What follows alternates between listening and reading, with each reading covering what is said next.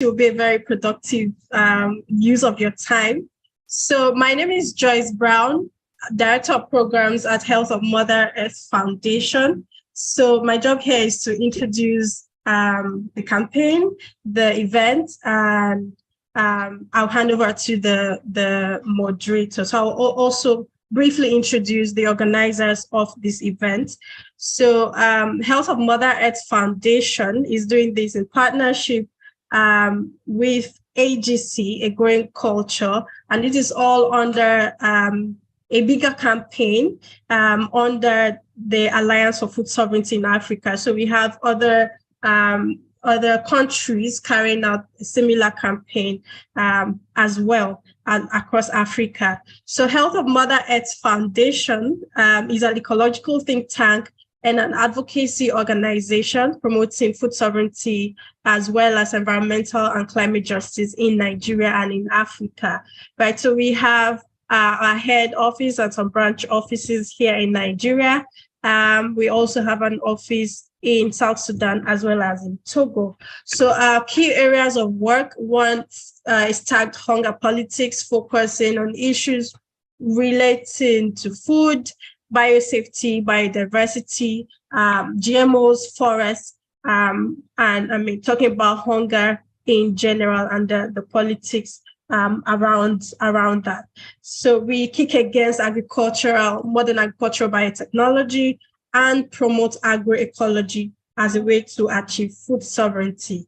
We have other key areas, including one tag fossil politics that addresses issues of environmental pollution, resulting from the disruptive and destructive activities of the fossil fuel industries. So in that space, we are promoting a just transition away from dependence on fossil energy, to renewable energy. We also have a knowledge space where we, that's called Ikenna, where we generate and share ideas relating to food and the environment at large. We have a fourth one focusing on communities and culture, talking about grassroots mobilization, youth action, and many others. So we encourage you to go to our website. You'll see more information about us there at www.homef.org. Now, we have put this together in collaboration with AGC, and that's a formidable group that is promoting food sovereignty for everyone and at all times. They believe that food sovereignty is a human right, dignity, diversity, and culture are human rights, and then they're committed to taking action, promoting actions through networking, learning and relearning, supplying or promoting communally gathered resources to achieve the vast future of food sovereignty that we are talking about. So this event is basically to promote behavioral change, to have people revalue and remember the value of local foods, local healthy foods, right? There are so many challenges our food systems are facing today, from the diseases that accompany the consumption of highly overprocessed foods to genetic modification of foods resulting in a number of diseases that we'll be hearing about much later, and then the excessive use or the overdependence on pesticides and many other challenges. So this event will help us look at these issues and talk about the way out of them. Another thing that this event will help us achieve is to influence the development of a holistic food policy for Nigeria and for the whole of Africa that can address all of these issues and ensure that our local economies are sustained and we are able to eat and grow food that is healthy and appropriate for us. So I will introduce the panelists, the moderator who will take us through the rest of the program. But just before I do that, you're encouraged to kindly note your questions throughout the event. Whatever questions you have, there'll be a space for you to ask those questions later on. So our moderator for today, her energy is unmatched. So you should be ready for an interesting session today, as well as an enlightening one. She is a lawyer and an environmental as well as food rights activist. She's the deputy director at Friends of the Earth Nigeria. She's also the coordinator of the food sovereignty program of Friends of the Earth Africa. She wears many caps, and we can go on and on to talk about her, but I'll leave it right here and hand over to Mariann. You have the floor. Thank you, Joyce. Thank you so much. First of all, I want to say how happy and honored I am to be in the presence of such great Niger people all over the continent. You get to meet them, so I mean all over the world, with such grace and such excellence and power. Today, we are happy to have presenters who are all gatekeepers. I mean, gatekeepers who don't just stand at the gates, but they open the doors for good things to happen to everybody.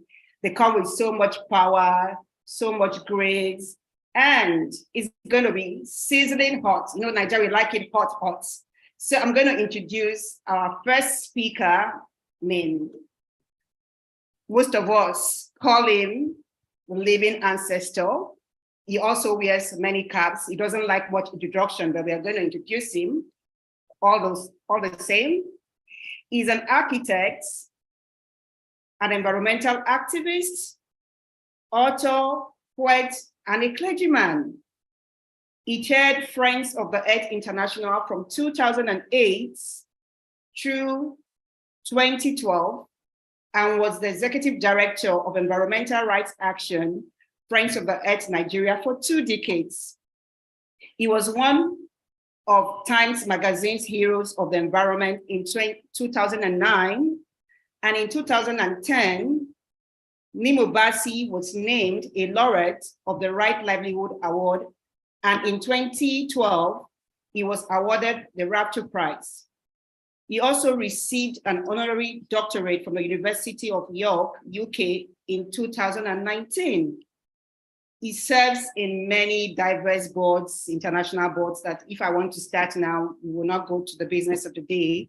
He is currently the director of the Health of Mother Earth Foundation, and we are so pleased to have him here. And like I told you before, the food is already in the stove, is cooking with, let me just clap for all of you. Let's just announce and welcome our living ancestor to start this party. The food is already cooking. Please bring out your plates. It's gonna be tasty.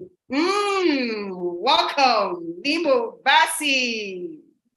Thank you so much, Mariann. You went overboard. That was a very elaborate and needless introduction. Well, thank you, Odysseus. It's really a pleasure to be on this very important webinar, and good to see you all, and to see all enthusiasts in the food system that we operate in.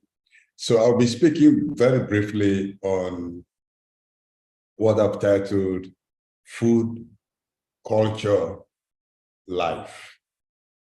And of course, each of those words tell a story about what I want to focus on. And so thank you for joining this meeting. So Joyce has already introduced my Food is African campaign.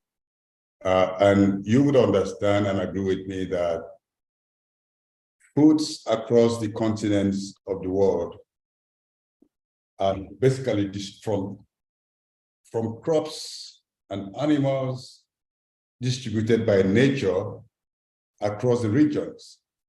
And each region has food crops that are most suited for its own needs. And so this is why we campaign and demand food sovereignty. Food sovereignty means supporting majority farmers, who are the ones who are feeding the world, who produce food and food crops that are most suited for the areas where they are located, food crops that are suited to that are already adapted to the climate, suitable for the culture of the people, suitable for their spiritual requirements and observances, and a food that kind of captures and supports their life. And so when we talk about food sovereignty, we're talking about the decolonization of our land, decolonization of agriculture. If you look back at the colonial era, before colonization, food was very diverse. Farmers planted what was needed for the local population and for neighbors. So colonization brought in plantation agriculture, which did not in any way consider the needs of the local population, but was producing food crops for export. Little wonder these crops were called cash crops, because after introducing the fiction of money, the colonialists had to ensure that the colonized people were hooked on their own economic model by getting them to plant for money rather than planting for food. So we need to decolonize our food by changing our imagination and imaginaries, rethinking food itself, rethinking agriculture itself, and knowing that we have to meet our own needs before we think of meeting the needs of machines and elsewhere.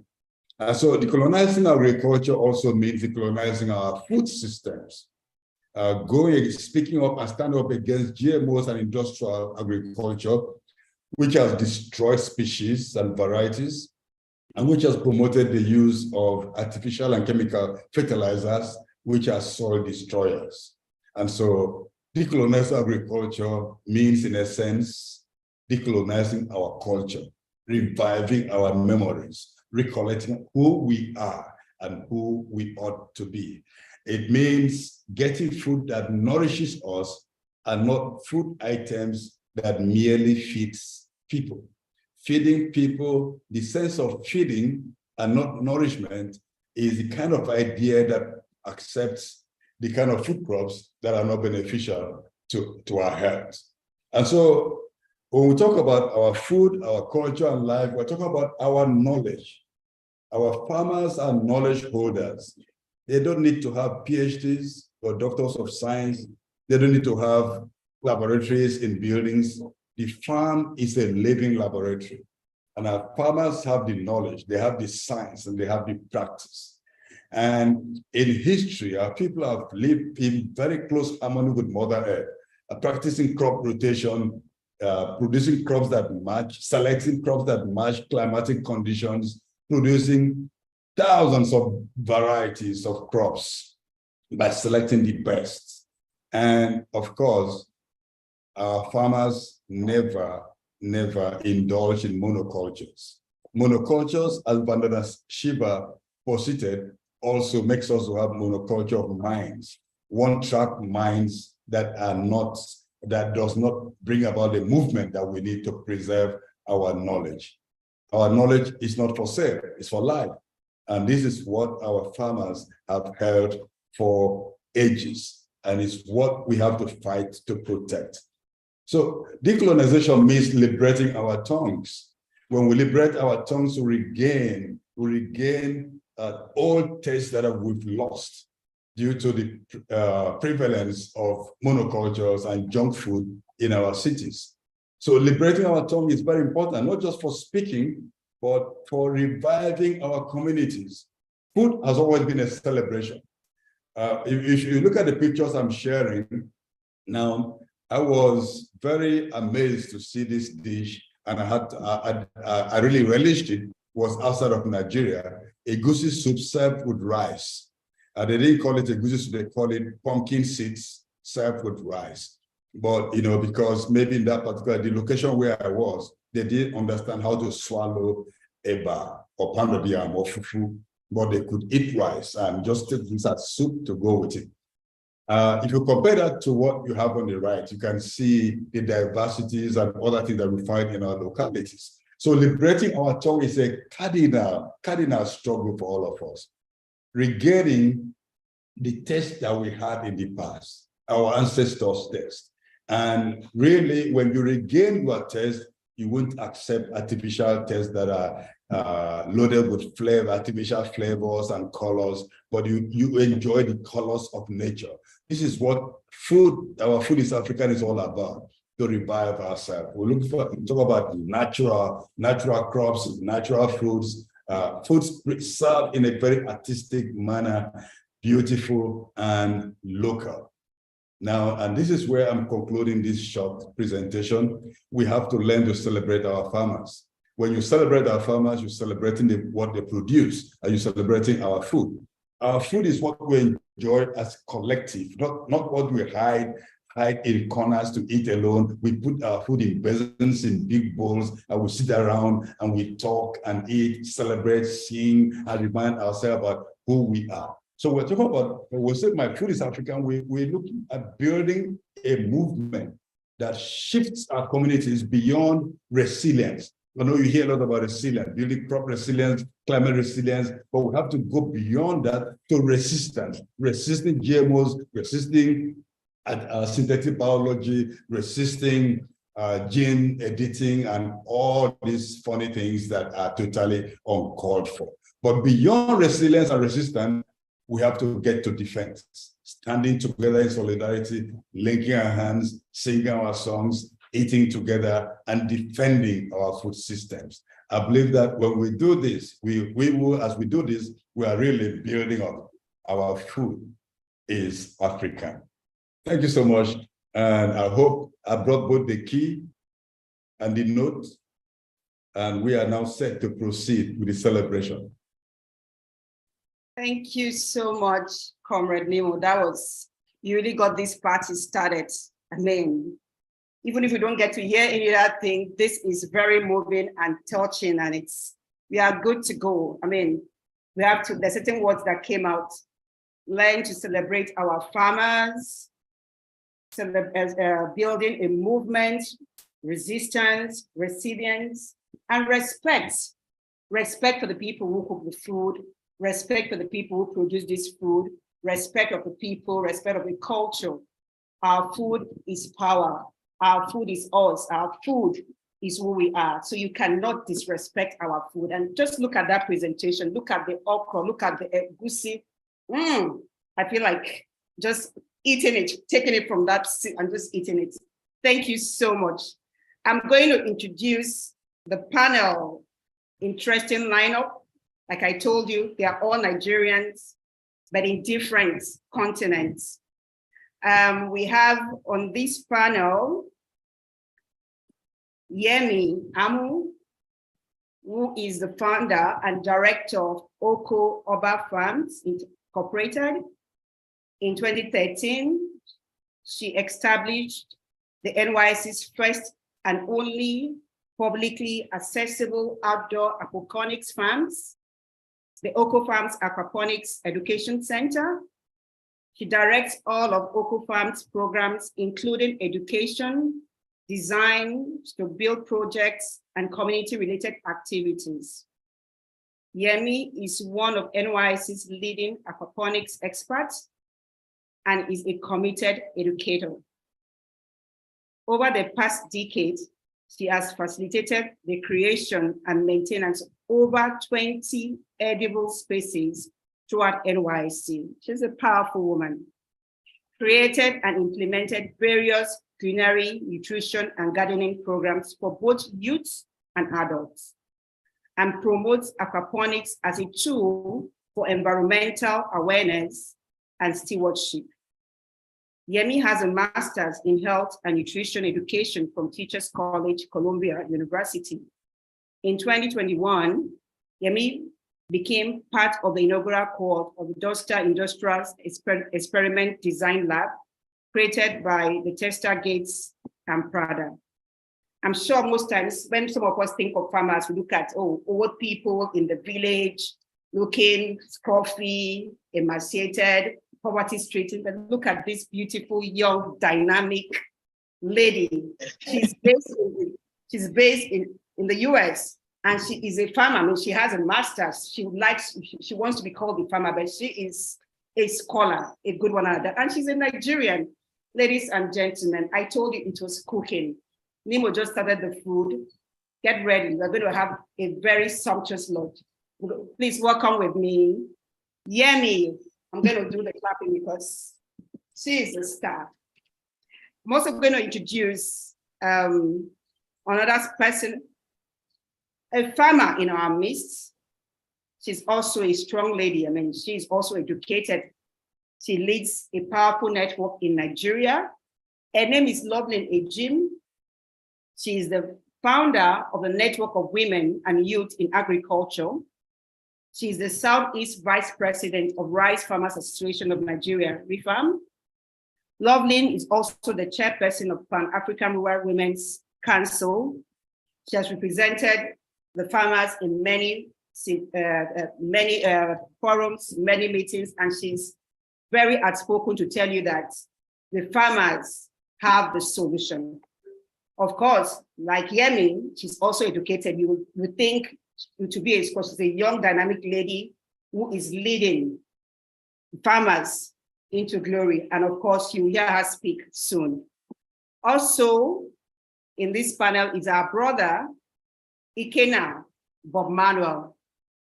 He's a private chef and a food developer who is passionate about promoting the diverse edible culture of West Africa and the diaspora.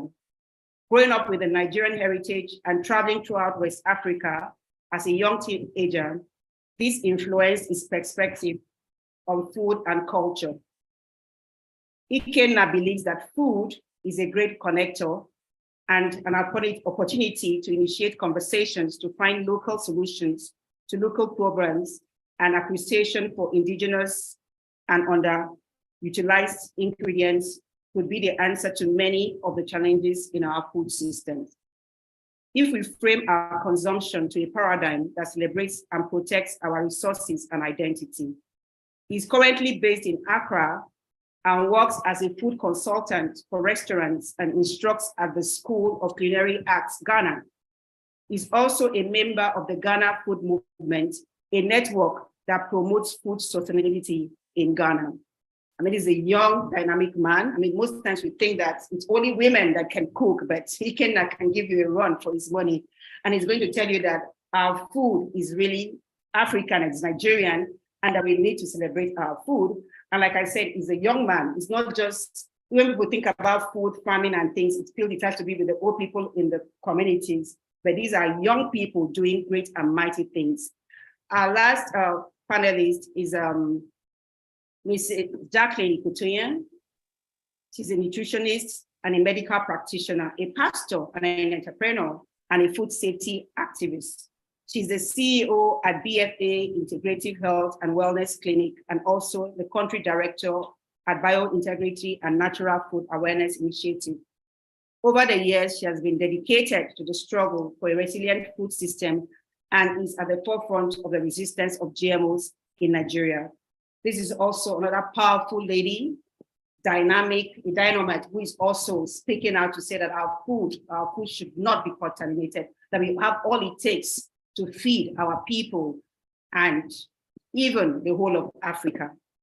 Having said that, we're going to get this party started.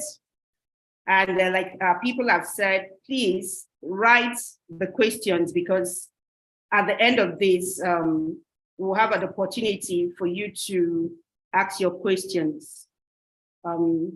Just want to get this started. So without much ado, we'll start with question one, which will go to both all the speakers here. So before we talk about Nigerian food, we have to define what is Nigerian food. So these questions will go to all the panelists, like I've said. In one short sentence, please just keep it very brief, 2 minutes at most. What does Nigerian food mean to you? I can start with Yemi and then go to Ikenna, then Loveland. Just in few minutes, what does Nigerian food, when you think of Nigerian food, what does it mean to you? Thank you for that lovely, amazing introduction, Mariann. Wow, when I think of Nigerian food, I think of home, I think nourishing, I think diverse, I think powerful. And I'll give an example. I had an event on the farm on Saturday. It was workshop and dinner, and the chef who was part of the event cooked sorghum. And people got to eat sorghum for the first time. All of the people who showed up on the farm got to eat sorghum for the first time. And it just shows the beauty and power and magnificence of African food. People got to be introduced to something different and delicious, and they loved it. And now they're going to be looking for they're going to be looking for sorghum to eat. And it was sorghum that we grew here. So not is African food only able to grow in Africa and nourish people in Africa, it's also able to grow in the West and nourish people here and bring people together. So it also brings people together. I'll stop there. Thank you so much. Food is a connector. It brings people together. I mean, in Africa, you can't do anything without food. So Ikenna, what does it mean to you?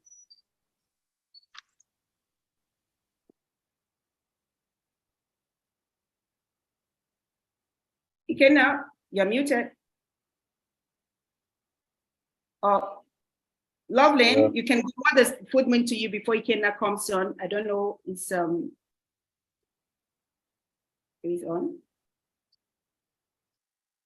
Lovely, you are muted too. You want to unmute yourself? I know. We can't hear you. Or is it just? I can hear you.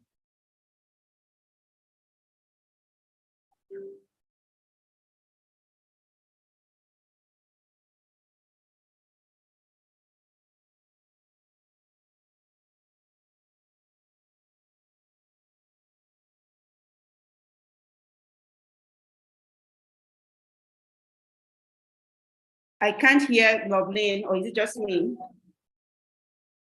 Okay. Loveland, we can't hear you. George, can you unmute her?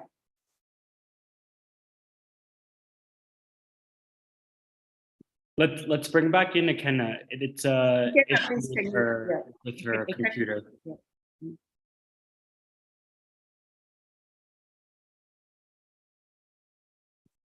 Okay, Ikenna is muted from here.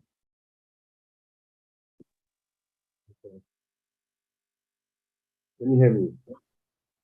Yeah, we can hear you. So, what does Nigerian food mean to you? I would say Nigerian food screams and celebrates the nature's bounty, and also the ethno diversity. Because, like in Nigeria, each region in Nigeria has a different rendition of a particular dish. For instance, in Nigeria, you have. Can you come close to the mic so we can hear you properly? It's like very far, maybe. Can you hear me? It's a little better. Yeah, it's much better now. Okay. Okay. So I said Nigeria, Nigerian food, think of Nigerian food, it screams nature's bounty, the beauty of nature's bounty, and also ethno diversity because of the fact that Nigerian cuisine is diverse with the diverse cultures you can find in Nigeria. For instance, you have, each region in Nigeria has different rendition of a particular dish. For instance, you have Ufaku, from the Igbo speaking part, and you have Banga from the South part. This is typically the same dish, but seen in different cultures and tribes. Yeah. Thank you so much. I mean, I don't know if Lovely, you're ready to tell us. I mean, it means Nigerian food means a lot to all of us, different things, nostalgic. The food our grandmother cooks for us, nutrition is medicinal, it's for celebrations, It carries all kinds of things. I mean, it's loaded. It's spiritual. It's so many things. Lovely. Are you ready?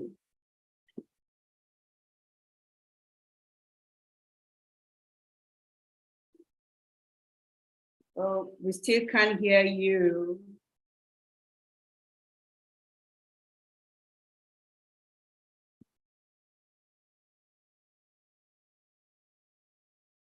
We'll give her a call and try to sort it out.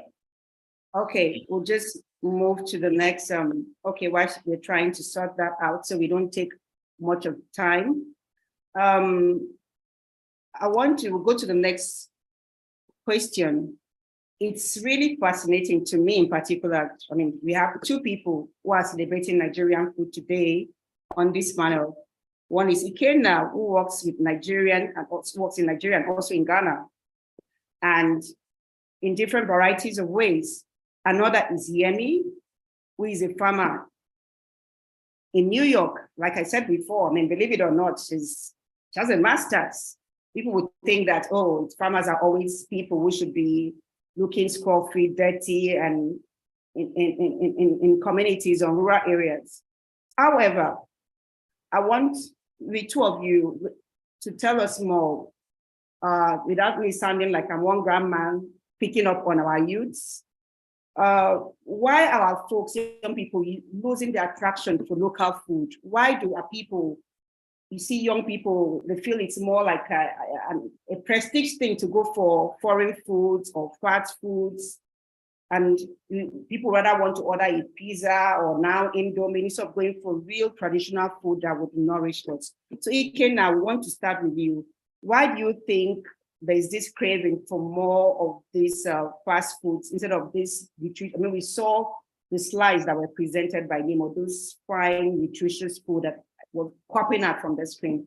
Why won't people, our young people, go for this food? Why is this rush and desire and taste for this fast food and foreign foods? So you can just keep your answer brief. Ikenna, are you there? Or Yomi, you can jump in and answer this, and then you can pick up when it comes. What do you think is the crave for so much of this processed and Western food? As someone who grew up in Nigeria and also wanted all of the pizza and all the junk food, I think it's just ignorance. We don't do enough to teach our young people about our culture. We don't do enough to teach young people about our agricultural legacy and our food legacy. It took me stumbling upon a book a few years ago called In the Shadow of Slavery, Africa's Botanical Legacy in the New World. And that's what opened my eyes to like the bounty and richness of our food. I think it's just the way that we're raised. And the West has a huge influence on us. Hopefully that's going to be changing soon because there's all of this research. I mean, it's what got me into nutrition in the first place, about how the food that's eaten in the West is actually terrible for the West and causing everything from mental illness, depression, diabetes, you name it. And the things that the West promotes as healthy eating is stuff that just inherently are in our cultural food legacy anyway. We eat vegetables, we eat that all the time. We eat okra, we eat ewedu, we eat bitalif, we eat ugu, we eat all of that.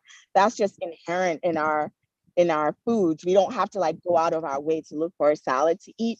So I think, for lack of a better term, it is ignorance, and ignorance that's rooted in white supremacy, because we are constantly fed images about the West that makes them seem superior, and everything about them, including their food, is considered better and more nutritious and more attractive than our culture. I think it's rooted in every aspect of us, and we've been using the word decolonize this morning. I think part of it is just decolonizing our mindset as well, and really connecting to our teaching our children to take pride, young people to take pride in who we are as Nigerians, who we are as Africans, and to learn about our, not just our ancestral legacy of farming, but how rich, diverse, and powerful and spiritual our food is. We don't just look at food as food. We don't just look at food as something that makes you fat or skinny. Our food is looked at as medicine. It's looked at as spiritual. It's looked at as, so many different things. It's there, it's incorporated into ceremonies and all of that. There's so much richness in the way that we approach food, and we don't teach our young people about that. Thank you so much. I hear you. If it was in church, I would say, speak it. There's so much richness, so much spirituality. Everything is in our food. But before I bring it in now, what do you think can be done for people to have pride in our food, in our culture? I mean, food is like a connector. This is who we are. I mean, if food tells them, if I tell you Ewedu, already it's it's food from Yoruba. If I say Edikaikong, it's already coming from the South Side. If I say starch, it's from Delta State. How do we begin to put back this pride? It's like, bring back the pride that we have about our food, so people begin to respect the food, even because it starts from us. How do our young people, even not young people, even old people, how do we begin to instill this pride in our culture, in our food, in the things that we call our food, because it's part of us. I mean, you cannot separate yourself from it. How do we begin to bring back this pride? What do you think can be done? Well, the way that I can speak to the way that I'm trying to do it, and I hope that catches on, is just to, even what you are doing now is just to keep talking about it. And what I'm doing in New York City is I'm just growing food. I'm growing ewedu, I'm growing tete, I'm growing egusi, I'm growing all of these things, and I'm talking about it, and I'm teaching people about it. Because I've been in the US so long, my lens is different.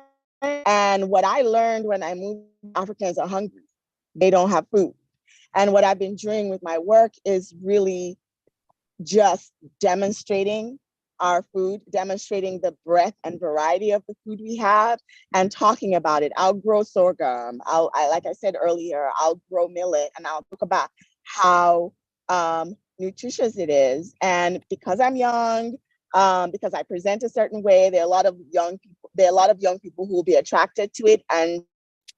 But I do think that the more of us that are farming, the more of us that are feeding our children, our young ones, our food, the more they're going to learn, talking about how harmful the food that is pushed by the West is. I think that's another aspect we don't talk about enough, that these foods are harmful. These foods are bad for your health. And if you embrace your local food, if you embrace your indigenous food, it is actually healthier for you. I mean, young people are very particular about how they look. So I tend to talk about like your skin and your hair and all of these things, and how that influences, and even your ability to like do the things that you want to do and be active. If you're not eating your local indigenous food, you're less likely able to do that. And a lot of young people also care about the environment. And if you care about the environment, then learning about your local food, learning about your indigenous food, learning about the people who grow it is important, and supporting them is also really important. Ikenna, Yeah. I hope you're back with us now. I mean, you're a young Nigerian. You live both in Nigeria and Ghana. I mean, you're a chef. You're dealing with our food. So what can you say is causing young people, or generally people, from not taking pride in our food, in what we eat, in what we cook, in what defines us as a people? I mean, you've been in this food business for some time, and you're also young. So what can you say? I mean, you're closer to, I mean, you're like in between the youths, and also you're getting there. What would you say is the issue why we are not proud to say, oh, I like Eba, I like Egusi, I like Edikaikong, or you see people say, I want to eat Indomie, spaghetti, or things like that. What do you think is causing that amongst our people? I think it's not just I would say it's not just a Nigerian syndrome. It's an African syndrome, because we as Africans, we as Nigerians, we need to look inward. We need to, there is need for us, as never before, to look inwards and appreciate what we have. Like take for instance, when I started my culinary journey, my culinary school, when I went to culinary school, it was all French cuisine, Italian cuisine that we learned in culinary school. And I became very curious, and I was so curious. What about African gastronomy? What's the future of African cuisine? And I think it's something that not just myself, but also other chefs and young people, should take pride in. So I went on this, you know, I went on to explore, African food, learning more about indigenous ingredients, So I think it's something that we all, as Nigerians, young people, should take pride in. And again, the Western media, there is a Western perspective on African food in such a way that, Africans are not in that space to tell their stories. So we also want to see, Nigerians, telling their stories in media of, how beautiful, how amazing, how powerful, how spiritual, how energizing our food is, how nutritious our food is, So I think, and yeah, I think it's really expedient that we need to see and change these narratives, via the media. So much, Ikenna. I don't know, is Lovelyn ready to, is your system okay? Can we bring her in? Or okay. Okay, so I'm Lovelyn, thinking I'm thinking to call her on WhatsApp. So I'll just put it on speaker and then you can hear from her. She's having issues with her audio. Okay. Yeah, so I'm calling her right now.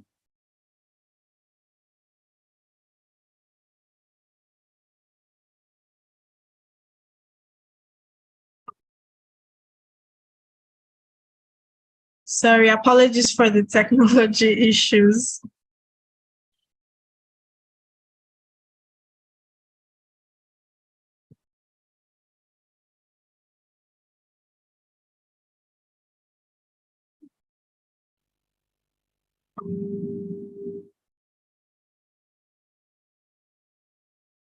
Okay, so I think maybe we can go on and then I'll still try to reach her. Okay, maybe you can also take up, since just you as I'll come back now to Ikenna and Yemi. I mean, it's interesting listening to both of you young people doing great and mighty things in this food sector. I mean, Yemi, you are a Nigerian in diaspora in the vast urban jungle in New York. What has inspired you to grow Nigerian food and make it available to folks in New York City? I mean, you're holding our banner high. I mean, I can imagine you're in New York, and growing Nigerian food. You are practically taking Nigeria to New York. What is the reality for our Nigerian brothers and sisters in foreign countries? And how can they be encouraged to want to grow Nigerian food? I mean, you're doing something really very good. I mean, you are Nigerian living in New York and doing, so what was your motivation and what can you tell us? I mean, tomorrow I might want to do the same thing. I think my motivation was twofold. Learning about Nigerian food actually allowed me to connect with myself as a Yoruba person, to connect with culture and legacy. There's so much about food herself. And it did not make sense for me as a Nigerian to be talking about kale and mustard greens and all of these things that I didn't grow up eating, that I have no ancestral connection to. How am I showing up as a How does what I grow reflect who I am, reflect my culture, reflect where I come from? Those questions started coming up for me. And how do I learn more about who I am? You know, as someone who came at 16, who also had, you know, for less of a better term, his upbringing, even in Nigeria, growing these foods has been a way and continues to be a way for me to learn about myself as a Yoruba person. The second thing that I would notice when I would go to certain neighborhoods, especially Asian cultures, is how they would grow their own foods. They would grow eggplants, you know, in front of their house. They would grow beautiful different types of varieties of beans and different types of peppers and onions. I ask myself, why am I not doing that? Look at these people, you know, growing their cultural foods in buckets in front of their home. And I have a farm, and that's not being reflected in my work. And then the third thing is I would go to these so-called African supermarkets and African shops, and I wouldn't even find any of the fresh foods. So if I wanted to eat, you know, ewedu and or egusi or all these things, they're not actually as easy to come by. And when you get them, they're not fresh. And I started to ask myself, like, where do we even, as an ordinary person, where do you even go and get these foods? How do you eat the food that you're used to or the food that you enjoy? Where does it come from? And it's very difficult to get because it has to be imported, and by the time it gets here, it's not fresh. So I just decided I'm going to grow it. At first, I was like, can it even grow? One. And two, how do I, you know, start to grow it? And how do I connect with other Africans? And if I'm not connecting with other Africans, how do I even make that food available to folks who are not Africans, but also need to diversify their diet, diversify their palate? And what has been happening over about 5 years since I've been doing it is A, I've been getting people who are curious, who want to learn about African food, and B, Nigerians who are like, hey, how do I get bure? How do I get this? How do I get that? Like, can I even grow it myself? So we're also making plants available for people to grow for themselves. But I'll say ultimately, this has been a journey in getting to know myself and in having pride in myself as a Nigerian and a Yoruba person, and also learning about, you know, someone was talking to me about bitter leaf last year or earlier this year, and the role that bitter leaf plays in Igbo culture and how it represents not just abundance of food security because of what they went through during the Biafra. So there's so much history also that is connected to our foods. And the more we learn about our food, the more we learn about our culture pre-colonization. And it brings a lot of pride. So for me, it is really learning about myself as a Yoruba person, learning about my history and culture as a Yoruba person, devoid of colonization, devoid of the white lens, and not seeing myself through that. And I encourage other Africans to do that, which is why I grow it and let them know that it's available. And for those who want to grow it themselves, they can come and get you know, plants or seeds or starts from it. It's a long process. It's not that easy. I'm still learning about the different crops and learning to grow them. And I'm really lucky that I'm able to do it in New York City in a very short window of time. We only have about 6 or 7 months to do it every year, but we're still able to do it. And I'm grateful for that. Thank you so much, Amy. So I'll bring in Joyce, standing for Jackie. Joyce, are you there? Yeah. Yeah, good to have you. I'm sure you've been one of those people in the forefront of the fight against GMOs and the propaganda in Nigeria. We are talking about Nigerian food, Nigerian diets, and having a wholesome diet, having something good, not contaminated. And in Nigeria now, we have the GMOs bill passed, the GMOs laws, and the GMOs approved. So what do you think would happen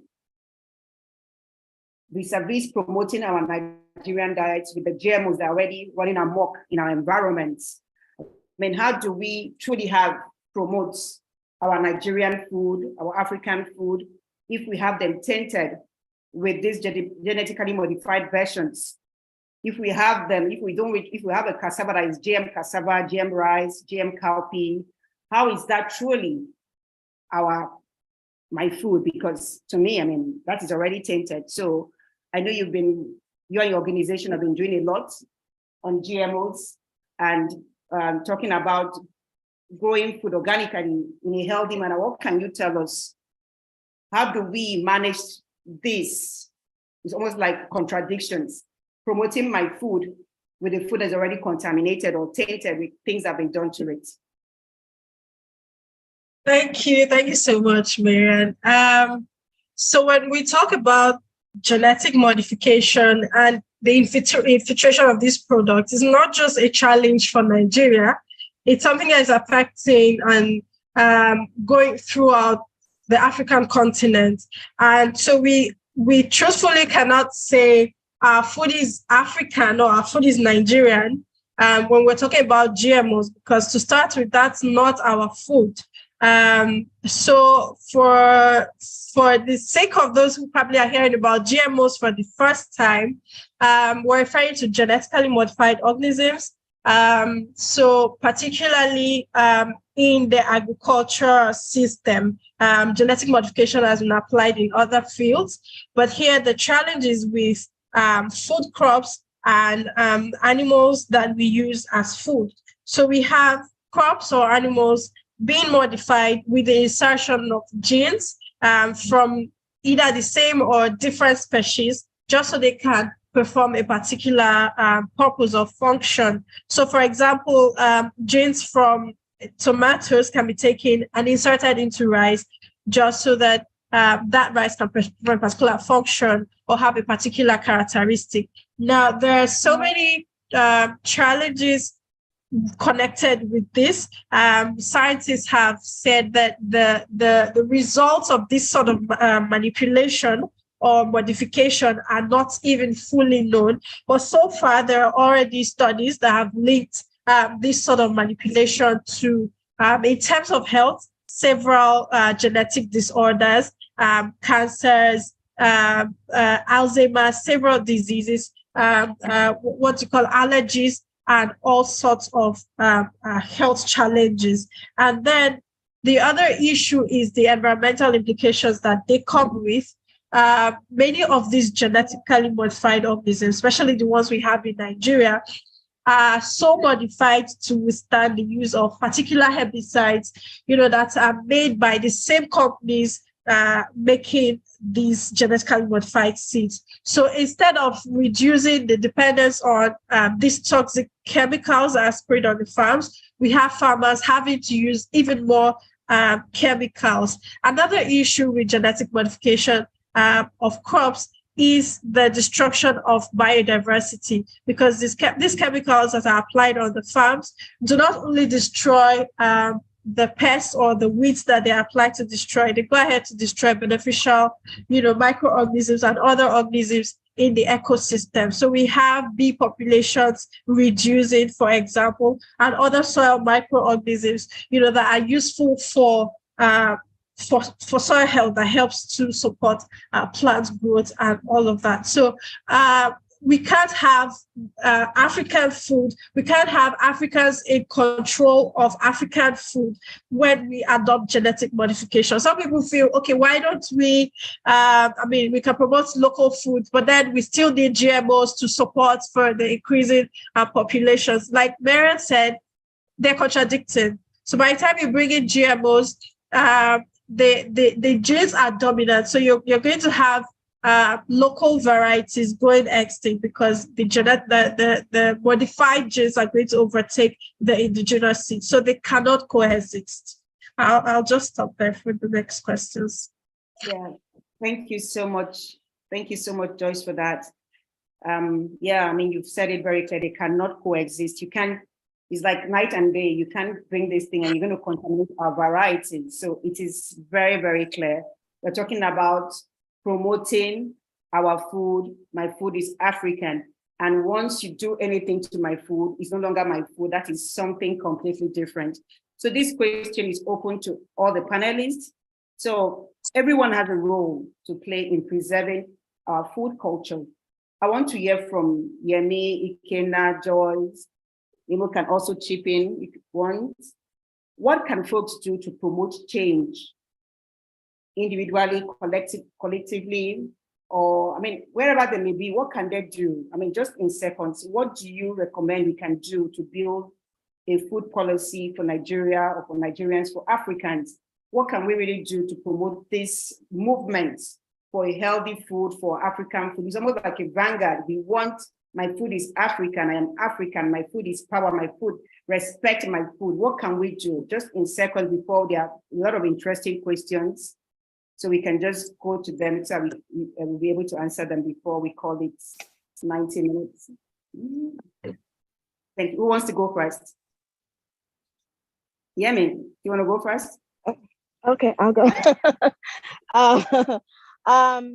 I think regardless of where you are, it is important to do the work of finding out who's growing your food.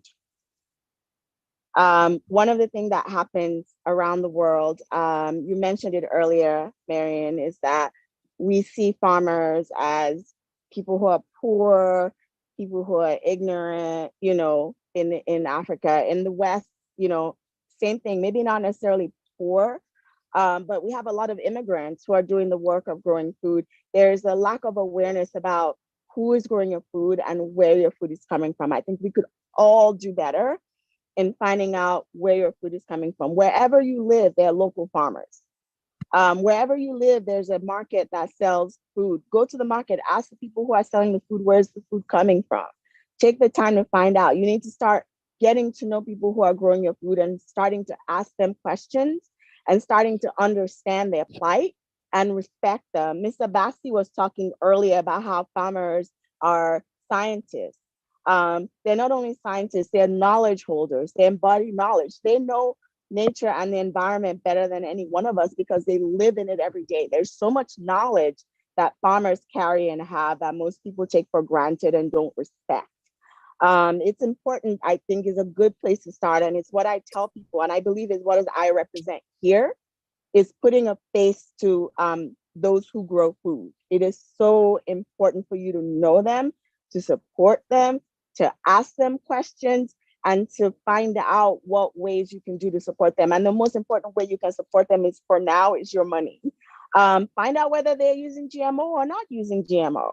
Find out why they're using those GMO crop seeds in the first place. What are their challenges? How can you support them? I think that's a simple way to start, and everybody can come in based on their own particular expertise or skills. When young people come to my farm and they say, Miss Yemi, how do I become a farmer? Honestly, I tell them, become a policymaker, go to law school. Farmers need support. We need all types of different support. So we need people who are, you know, taking a look at who you are, what your own personal skills and interests are, and use that to support farmers. But you can't do that if you don't get to know them, and if you don't get to know the things that they're dealing with on a daily basis and what it takes them to put food on your table. Thank you, Yemi. Ikenna, can you also answer this and also tell us, because somebody just sent me a private message, said, ask Ikenna. I mean, we are from Nigeria. We know that cooking is mostly, sometimes the food is a woman's thing, that women should be the one cooking and all that. And also, this is a change we're talking about, promoting food. Anybody can cook. Man, woman, boys, girls, I mean, you eat. I mean, everybody can eat. Why should it be an all women's affair? So Yemi just told us a little bit of what she thinks we could do. What do you think is this change that we want to embrace in really embracing an African revolution on food? And you as a young man, can you tell people what motivated you into cooking, into promoting Nigerian food, into promoting Ghanaian food, into promoting African food? I can see a proud African man who is also lifting up the banner of our food, that our food is healthy, respect our food, and cooking our food for people to eat, and also obtaining living from there. What changes do you want to see? And also tell us, what is your motivation? Okay, thank you very much. Okay, so growing up, I was fortunate to live within West Africa. I had my secondary school education here in Ghana. I lived in Benin Republic. I worked in Lomé, you know, and traveling, as a young teenager, because my dad was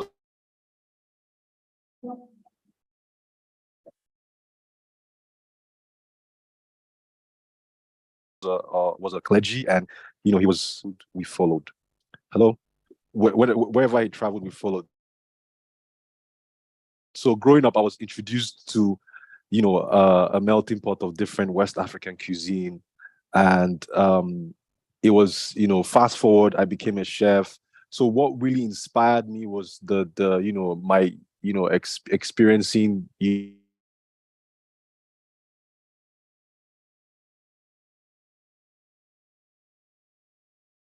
diversity within West Africa. And also growing up, this Cameroonian dish, because she had her kids in Cameroon. And I grew up eating Cameroonian food, and going back to culinary school and,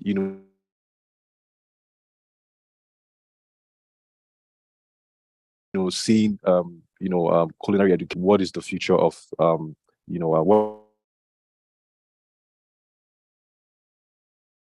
what about African food? How can we promote African food? How can we promote? Stumbled at this philosophy, which I hold very dear to me, is a global cuisine, from the lenses of indigenous African ingredients. And and I think, chefs,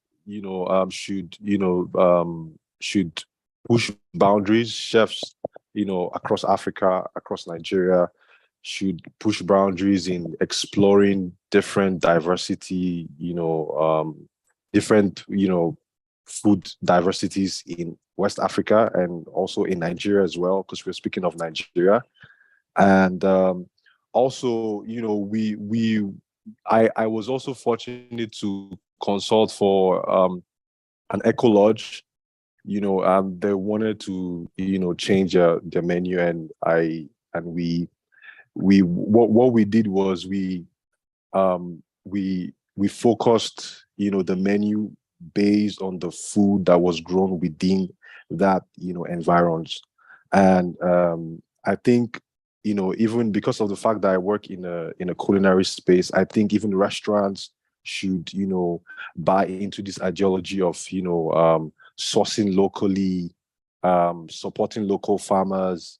I actually have a dessert that I made, that was, inspired by my visit to a cocoa farmer, and I named that dessert after the village where this cocoa was sourced. So I think it's just all about like appreciating, we need to support local farmers, and also, government policies on food as well. Like, government need to put, embargoes on, certain imported foods, and also encourage youths in agribusiness and agro processing as well. And also put local producers, like promote local producers in mainstream media. For instance, like you have, like in Nigeria, you have Gino Tomato, this Tin Tomato brand. You have Indomie. Some of all these brands. What about the local farmer who's growing fonio? How does he market his fonio? How can we promote these products from food processors, local food processors, and all these things. So I think that's a headway to go. Yeah. Thank you so much. Thank you so much. For those who, I hope you heard Ikenna there loud and clear. The young man doing great things with our food, taking pride in our food. Loveline, are you ready? Joyce, is she going to call in? Yeah, she's on standby. You can direct her question to her. Yeah, so she can tell us what she thinks of the Nigerian food and what is happening to it now. In few words, before we go, there are a whole lot of questions from people, so we take the questions. Yes, Loveline. Yeah.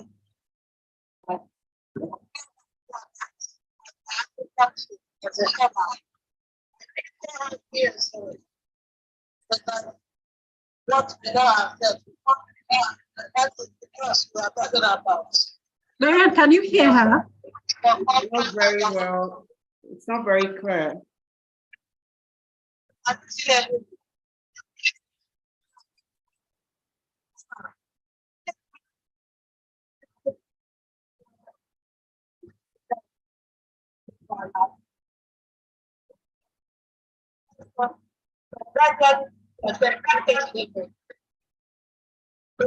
When you book your own house,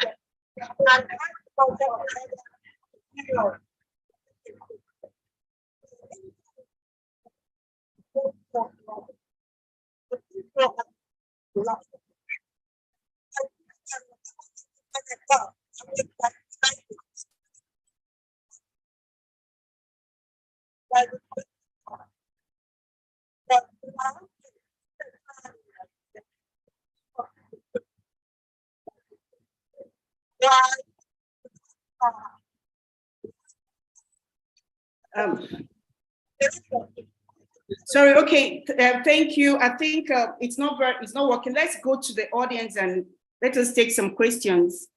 Chris, Yemi, Chris Makolo, incidentally, who used to be the chairperson of AFSA, is asking, Yemi is practicing agriculture in the USA. Can she tell us more about the influence of weather periods such as winter, autumn, etc., on a cultivation regime?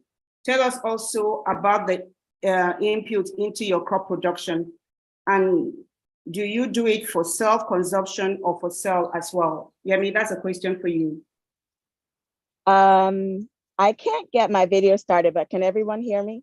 Yeah, sure, we can hear you. That's fine. Okay, great. So I grow for both myself, of course, but also primarily to sell as well.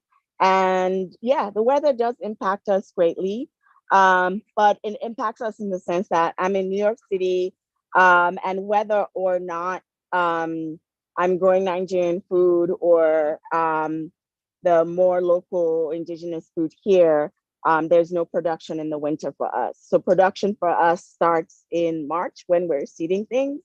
And then May, when everything that we have started indoors goes outside, mid to late May.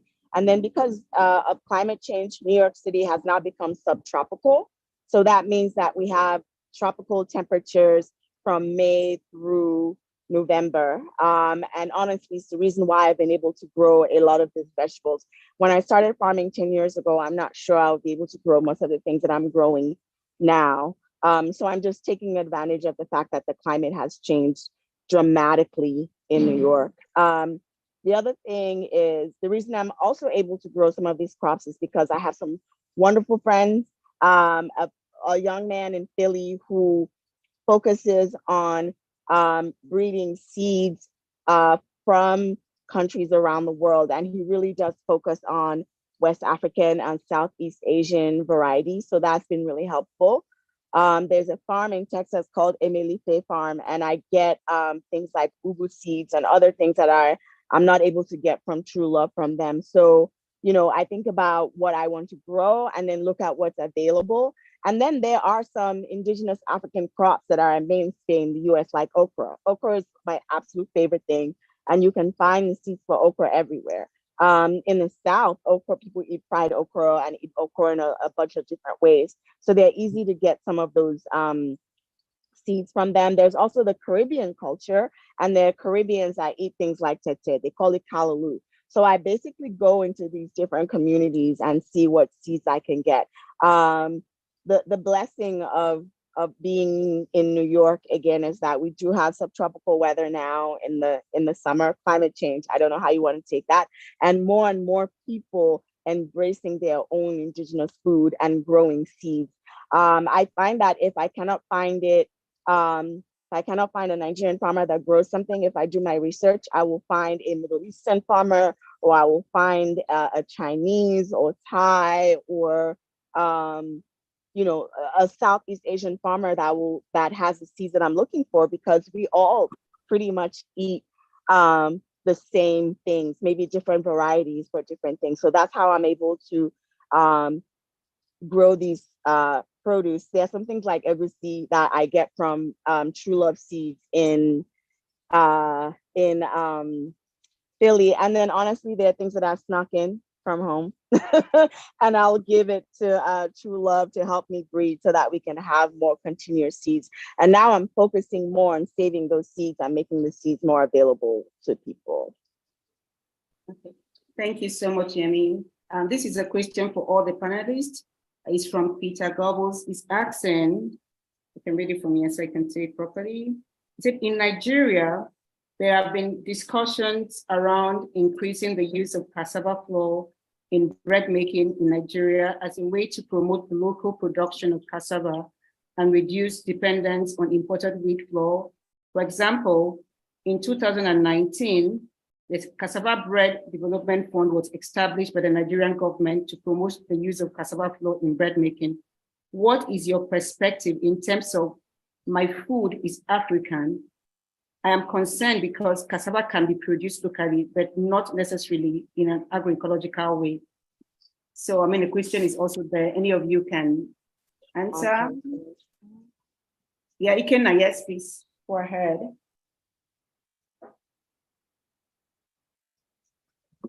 Yes, please. Yeah.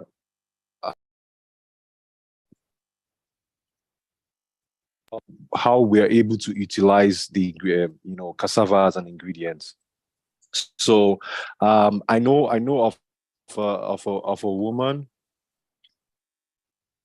I know of a woman in Nigeria who makes pasta, who manufactures pasta from cassava.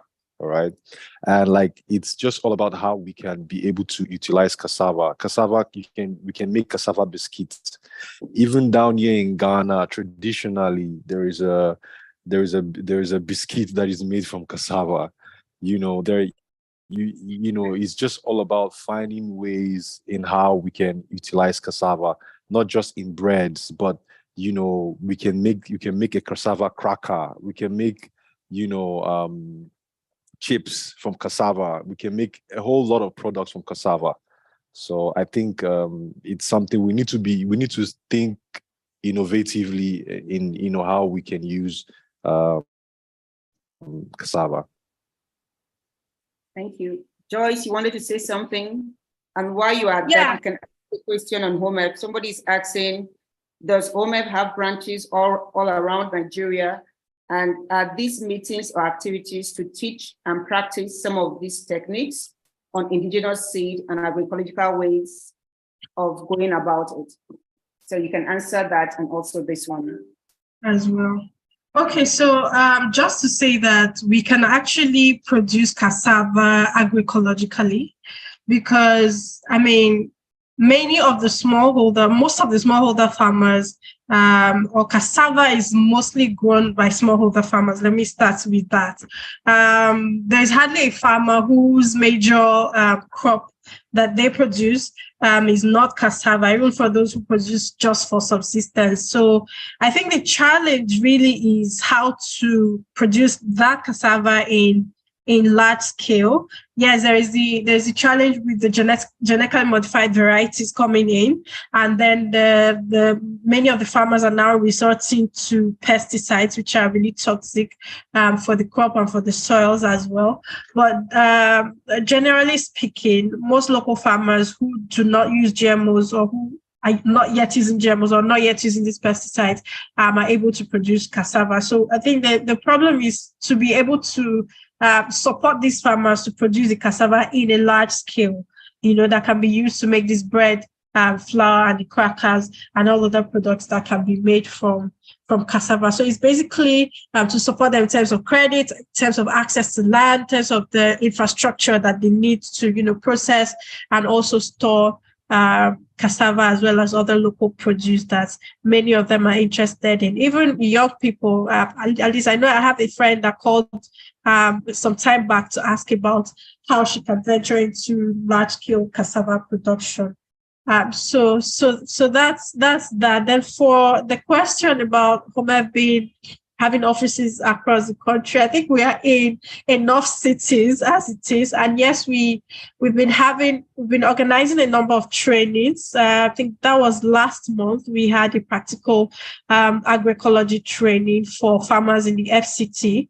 Earlier in the year, we had a training for farmers in Rivers State. So you can connect with us probably to find out where next we're going to be training farmers, and possibly if you are interested, you can join in that training. But it's something we want to do even more to encourage farmers to. The last training we had, it was at an agroecology farm.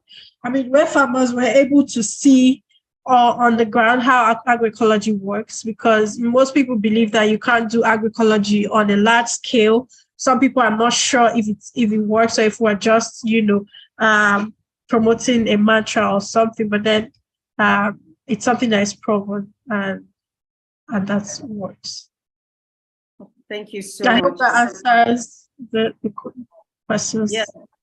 Yes, I mean, because we are almost running, our time is almost fast spent, but I think this question from is very, very interesting, and it would be good if all of you can have a stab at it. It's saying, due to the diversity of cultures and types of foods in Africa, it may not be accurate to talk about African food or African cuisine.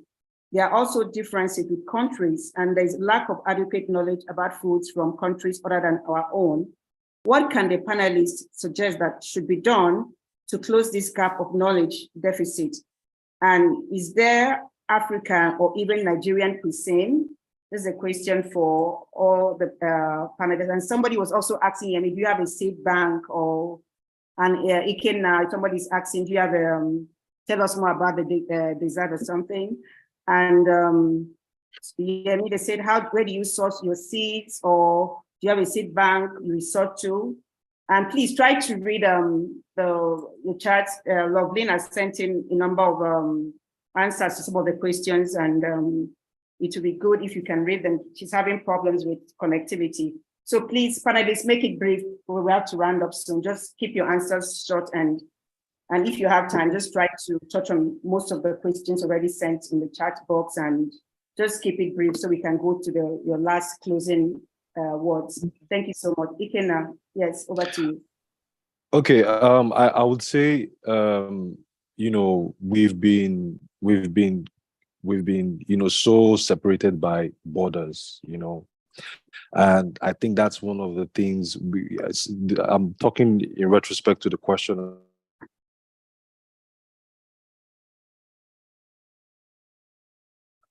about African cuisine, and see the cuisine of Africa as a borderless cuisine, in such a way that if I want teff from Ethiopia, I can cook teff from Ethiopia in West Africa, and fonio from West Africa can be used in Eastern Africa. I think it's just all about taking we need to see our cuisine as from a borderless perspective. That's what I would say. And also on the question of the dessert. So the dessert is a cocoa pudding. So the name of this dessert is called Krabokese cocoa pudding. So Krabokese is a village in Sawam. It's about 2 hours away from Accra, and Krabokese is known for its agricultural scenery and greenery. And I was just so fascinated with the fact that there was this cocoa farmer who is who has this cocoa brand, and I was inspired by my visit to her farm, and we made this cocoa dessert, cocoa pudding. So it's a pudding, and we served it with a maize crumble and a baobab cream. So it's almost like you're having like a pot of cream, yeah. Thank you.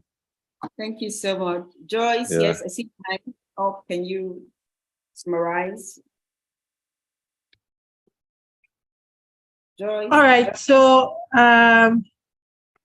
So yeah, I wanted to make a comment about the fact that African cuisines are different for each country, and even within Nigeria, different ethnic groups have their different foods. That's why one key thing that we should take away from here is the fact that food is important to each and every one of us, no matter where we are from.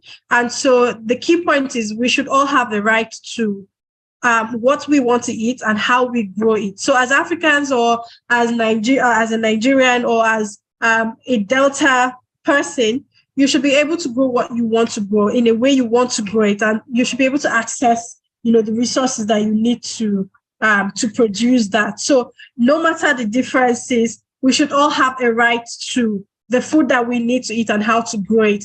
And that said, for us to appreciate other people's culture, for us to appreciate other people's dishes, that's why it's important to have these cultural celebrations like our fathers had in those days. Let me not sound like I've been on this earth for so long, but I mean, we can have celebrations where different people cook their different dishes, and then we get to find out what other people's foods are like.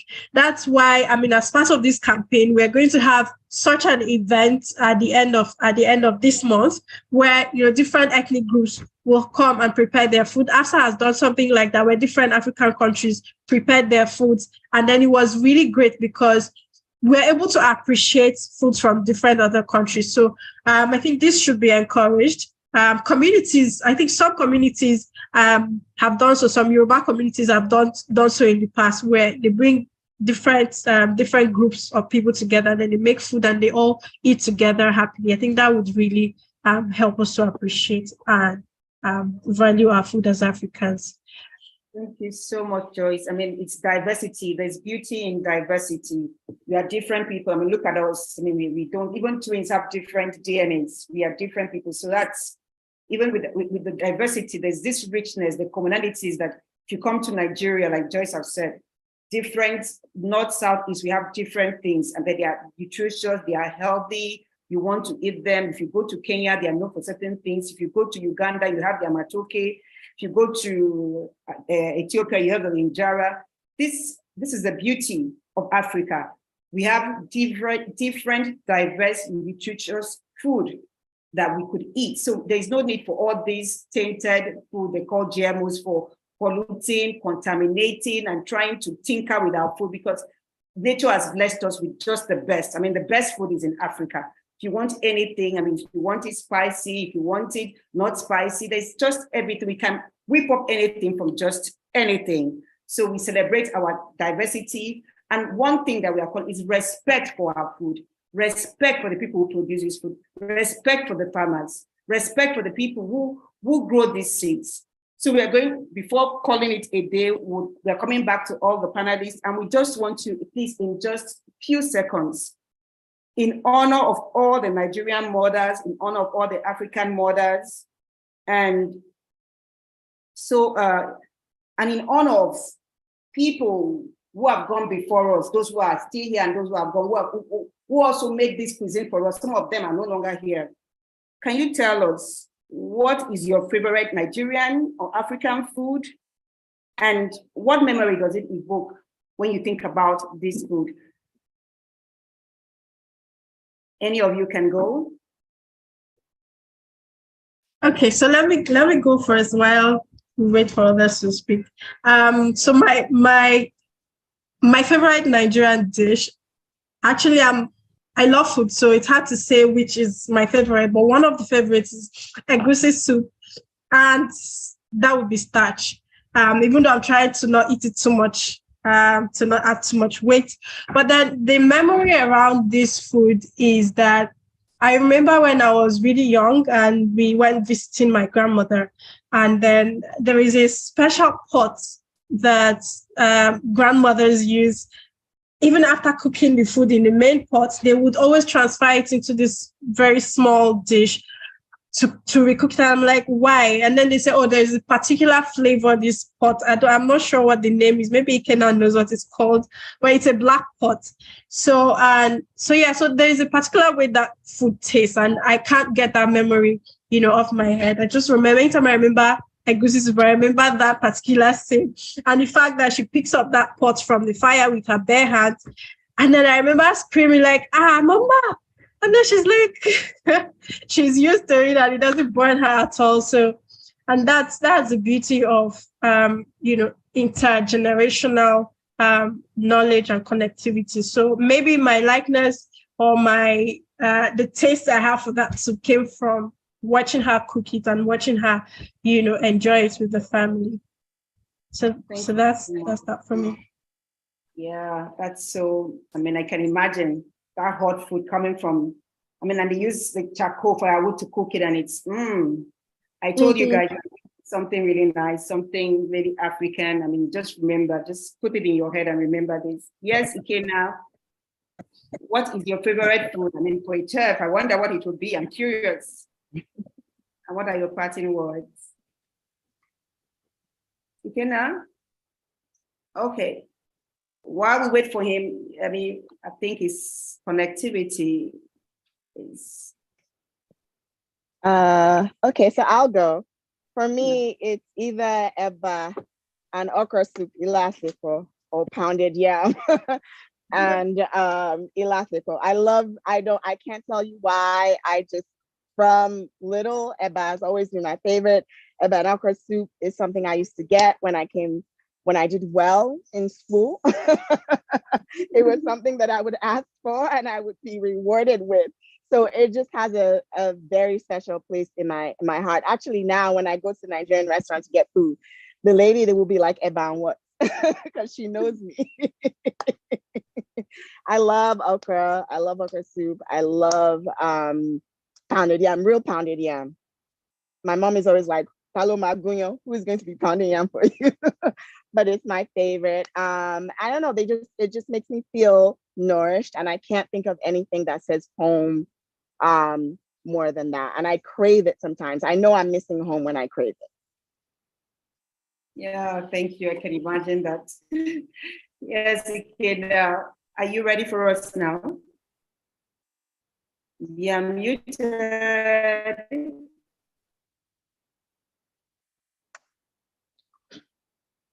You have to unmute yourself. Okay. Yeah, I think. Okay, so my grandmother of blessed memory, she makes this very delicious dish called, it's a Cameroonian dish, but it's also very similar. It's like an egusi. It's an egusi dish that is egusi soup that is eaten with unripe plantains. And that's like my favorite. Wow, that's so cool. I can imagine that. I mean, if we don't take anything, I mean, I hope that this conversation we've had this afternoon is enough to get us thinking, going back to our roots. I mean, nothing is more sweeter than the food cooked by our parents, by our grandparents, by our relatives. That is indigenous. It is sweet. There's a lot of history in it. That is why we don't want our seed, because the seed carries a lot of story. And then when you cook with so much love, I mean, if you're in the village, you see people cooking food, you want to eat. They're telling stories, the way they will wash it, the way they will prepare it. It already makes you salivating and you want to eat something. So truly, as we live, you go to a restaurant, please, let's not stop pizza, spaghetti. Let's go truly indigenous food. Eat something to eba. Eat eba, get soup, eat something really indigenous wherever, because there's people who produce that food with so much love, and it's also continuity. We want our children, the next generation, to know about, or this food speaks about a people, and also for respect for our food. If you don't respect our food, if we don't give it so much dignity and pride, then it means nobody would. So we are celebrating our food today. We are honoring our food from all over Nigeria and all over Africa. Our food is Nigerian, our food is African, our food is grown with so much love. My food is the food that I was given by my grandma, my mom, my relatives, food I can eat in Kenya, Addis Ababa, Uganda, Nigeria, Ghana, just local traditional food. My language is local, sweet, and nutritious. So just want to thank everybody here that has come. I can see, I mean, we still have a lot of people.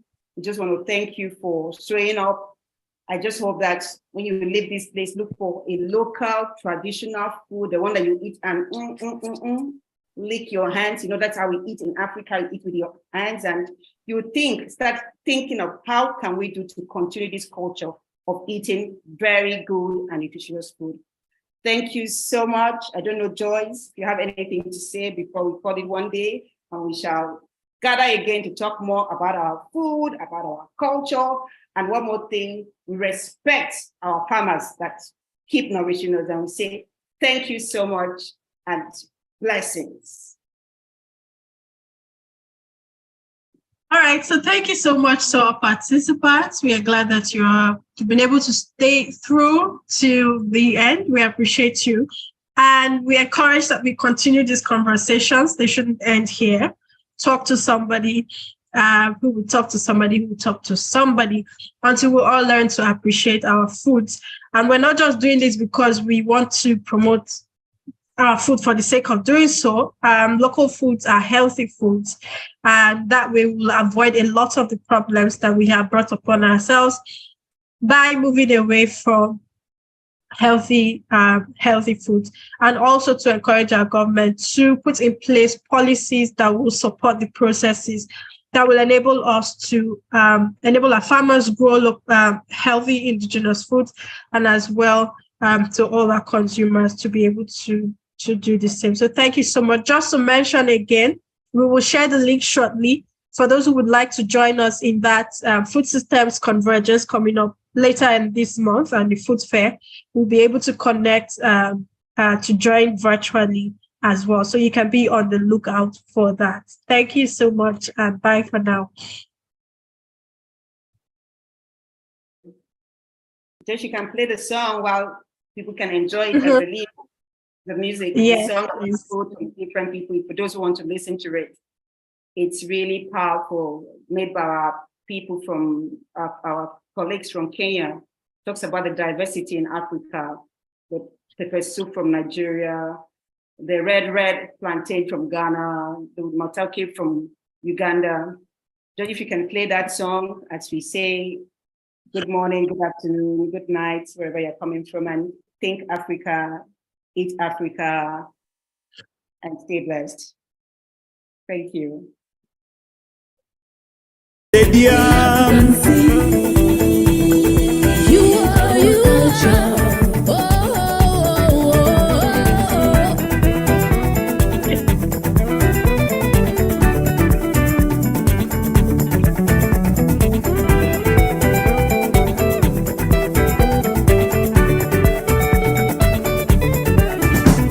Traditions define our culture. Our culture defines our livelihood. Our livelihood defines our wealth. Our wealth, Africa, my wealth. Our traditional grains and legumes. Like our forefathers used to conserve. If it was good to them, it's good to me. If it was bad to them, it's bad to me. It was good to grandma, it's good to me. It was good to grandpa, it's good to me. If it was bad to grandma, it's bad to me. And if it was bad to grandpa, it's bad to me. That's why I'm saying,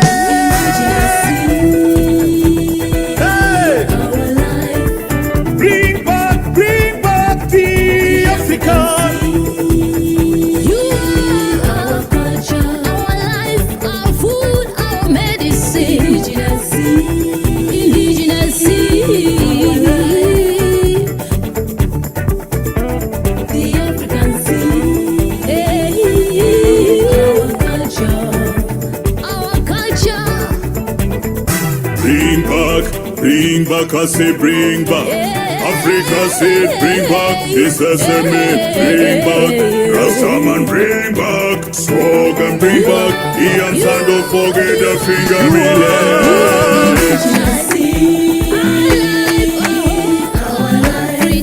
No pest go touch it, no disease go get it. Our culture. and it is resistant to drought. Indigenous seed, our life. So nice, so tasty. African seed, our culture.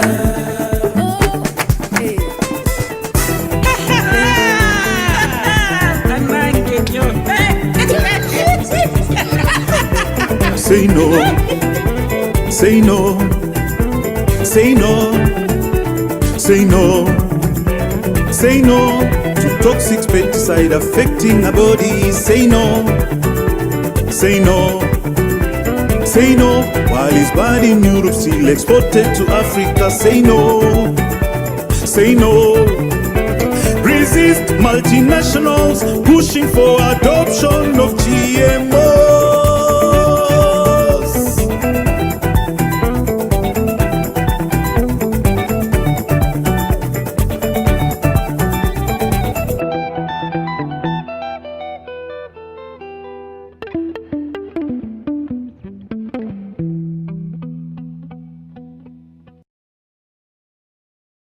Yeah. Thank you. Bye. Bye, everyone. Thanks for coming. Eat African.